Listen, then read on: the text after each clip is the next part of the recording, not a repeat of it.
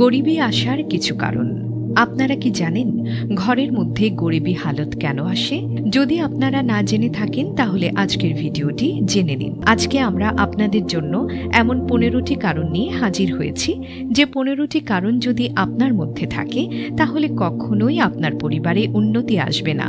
Number 1, গোসল করার জায়গায় প্রস্রাব করা। অর্থাৎ যেখানে আমরা গোসল করি, যে গোসলখানাতে আমরা গোসল করি সেখানে প্রস্রাব করা। যদি অজানাতে আপনারা এই ধরনের কাজ করে ফেলেন বা করে থাকেন, যেখানেই আপনারা গোসল করেন সেখানেই আপনারা প্রস্রাব করেছেন, তাহলে সেখান থেকে বিরত থাকবেন। 2 নাম্বার হচ্ছে ঘরবাড়ি অপরিষ্কার রাখা, অর্থাৎ পরিষ্কার না করা। অনেকেই দেখা যায় যে ঘরবাড়ি অপরিষ্কার রেখে দেন। দেখা গেল এখানে যা কিছু ময়লা আবর্জনা আছে তা সকলেই রেখে দেয়, এভাবেই পড়ে থাকে। বাড়ি থেকে বিভিন্ন ধরনের দুর্গন্ধ যেন যাচ্ছেই না। এই ধরনের কাজ যদি আপনাদের মধ্যে থেকেই থাকে তাহলে আপনারা অবশ্যই এই কাজ থেকে বিরত থাকবেন। নাম্বার 3, এশা এবং মাগরিবের মধ্যখানে ঘুমিয়ে পড়া। অনেক সময় এমন হয় যে দেখা যায় আমরা এশার নামাজ না আদায় করেই ঘুমিয়ে যাই। যদি মাগরিবের নামাজ আদায় করার পর ওই মিডল সময়টাতে আমরা ঘুমিয়ে যাই তাহলে কখনোই আমাদের সংসারে বরকত আসবে না। যে সম্মানিত দর্শক, আমাদের সংসারে কখনোই বরকত আসবে না যদি আমরা এশা এবং মাগরিবের মাঝখানের সময়টাতে ঘুমিয়ে যাই। 4 নাম্বার কারণটি হচ্ছে যে মেহমান বাড়িতে আসার পর দুঃখী হওয়া।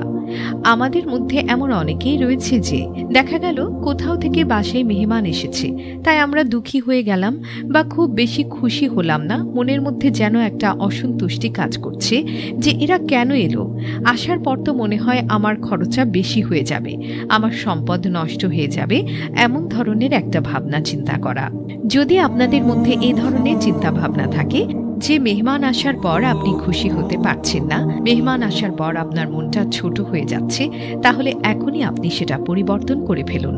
কারণ যে মেহমান আপনার পরিবারে আসছে সে আপনার রিজিক কেটে আসছে না, সে তার নিজের রিজিকেই খাবেন। কারণ আল্লাহ রাব্বুল আলামিন ওনার ভাগের রিজিক আপনার মধ্যে দিয়ে দিয়েছেন এবং তার নিজের রিজিক সে খেয়ে যাবেন, এমন নয় যে আপনার রিজিক সে খাবেন।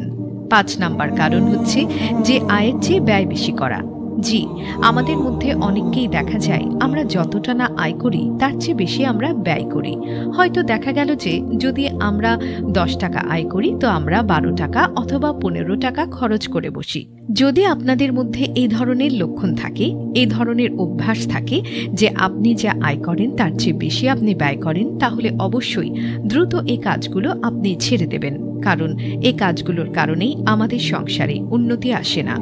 6 নাম্বার কারণ হচ্ছে যে আমরা সকাল বেলায় সূর্য ওঠার পরেও আমরা বিছানায় ঘুমিয়ে পড়ে থাকি। যদি কারো পরিবার এই ধরনের অভ্যাস থাকে যে সূর্য উঠে গেছে তারপরেও বিছানায় ঘুমিয়ে আছেন, তাহলে এই অভ্যাস আপনাদের সর্বপ্রথম ছাড়তে হবে। কারণ ফজরের নামাজ আদায় করার জন্য অবশ্যই বিছানা থেকে উঠতে হবে। যদি দেখা যায় যে সূর্য ওঠা পর্যন্ত আপনি ঘুমিয়ে আছেন, তাহলে এই অভ্যাস আপনাকে অবশ্যই ছাড়তে হবে। কারণ এই অভ্যাসগুলো আপনাদের পরিবারে শান্তি, আপনাদের পরিবারে সুখ আনা থেকে বিরত রাখে।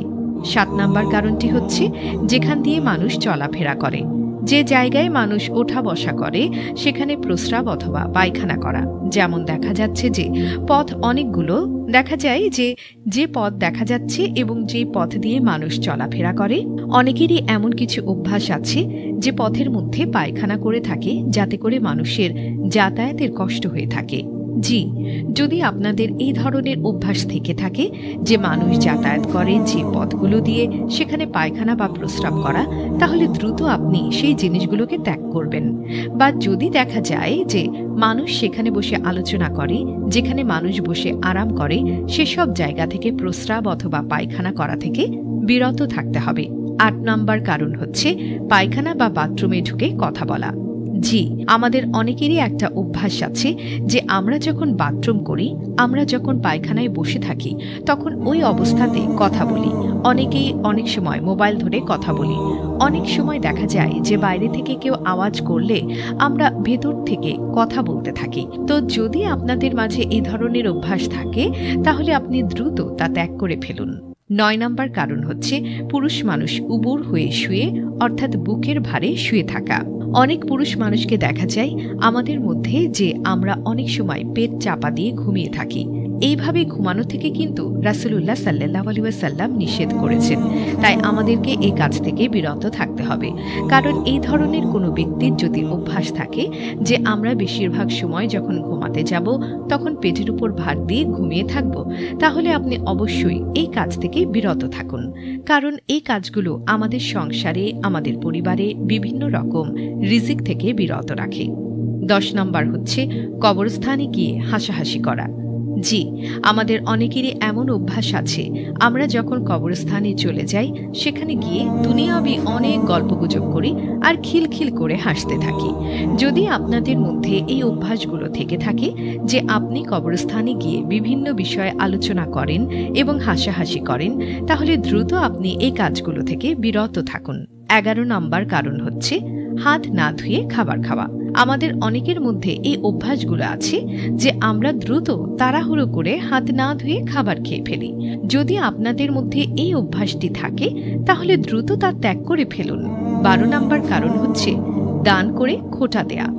যদি আমাদের মধ্যে এমন অভ্যাস থাকে যে কাউকে কিছু দান করলাম, কাউকে কিছু দেওয়ার পর আবার পরে খোঁটা দেই, খোঁটা দেয়া বলতে যে আমাদের মধ্যে অনেকেরই অভ্যাস আছে যে আমি কারো কোনোদিন উপকার করে ফেলেছি, এরকম করে দেখা গেল কোনো কারণে আমি তার কথার মাধ্যমে বা তার ব্যবহারের মাধ্যমে আমি অসন্তুষ্ট হয়ে গিয়েছি, তখন কথায় কথায় আমরা বলে ফেলি, হ্যাঁ, সেদিন যদি আমি তোমাকে সাহায্য না করতাম তাহলে তুমি না খেয়ে মরতে বা কঠিন বিপদে পড়তে।